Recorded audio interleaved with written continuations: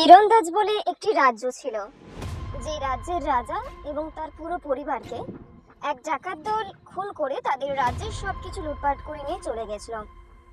তখন থেকে ওই রাজপ্রাসাদে আর কেউ থাকে না, শুধু তাদের আত্মারা ছাড়া।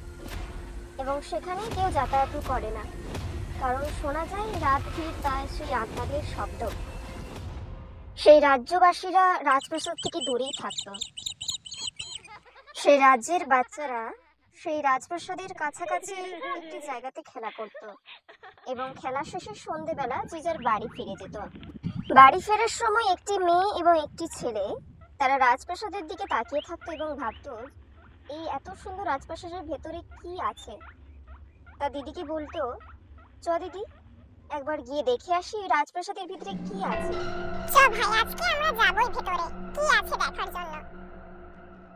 দিদি, কত সুন্দর দেখ চারিদিকটা। এরকম যদি আমাদের ঘর হতো আমরা কত ভালোভাবে থাকতাম, তাই না? চ ওদিকটা যাই, তুই এদিকটা দেখ, আমি ওদিকটা যাচ্ছি। এই বলে যখন ছেলেটা অন্যদিকে গেল, তার চারিপাশে দেখলো 3-4টা ভূত এবং সে ভয়ে এক কাতর হয়ে দাঁড়িয়ে থাকলো। এবং এদিকে তার দিদি কঙ্কালকে হাসতে দেখে অজ্ঞান হয়ে পড়ল। এদিকে সন্ধে নামে গেল, কিন্তু বাড়ি ফিরলো না। সেই ভেবে তার মা চিন্তা করছে। কোথাও খুঁজে পেলাম না ছেলে মেয়ে দুটোকে। কোথায় খুঁজবো, কোথায় গেল? তাদের কথা শুনে একজন প্রতিবেশী এসে বলল যে, তোমার 2 ছেলে মেয়েকে আমি দেখলাম ওই রাজ্যের ওইদিকে যেতে, ভাবলাম হয়তো বাড়ি যাচ্ছে।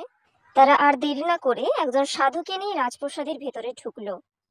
সাধু গিয়ে দেখলো যে তাদের মেয়েটা কেমন ভাবে পড়ে আছে অজ্ঞান হয়ে একটি কঙ্কালের কাছে। সে মন্ত্র পড়ে দিতেই সব উধাও হয়ে গেল। এদিকে এ যে ভয়ে কাতর হয়েছিল, ওর কাছ থেকেও সব ভূত উধাও হয়ে গেল এবং ওর মা এসে ওকে জড়িয়ে ধরে কাঁদতে থাকলো। এবং বাচ্চা দুটিকে নিয়ে তার মা বাবা এবং সাধুটি রাজপ্রাসাদ থেকে বাইরে বেরিয়ে পড়লো। তোমাদের এই ভিডিওটা কেমন লাগলো? ভালো লাগলে সাবস্ক্রাইব করে দিও আরো নতুন ভিডিও দেখার জন্য।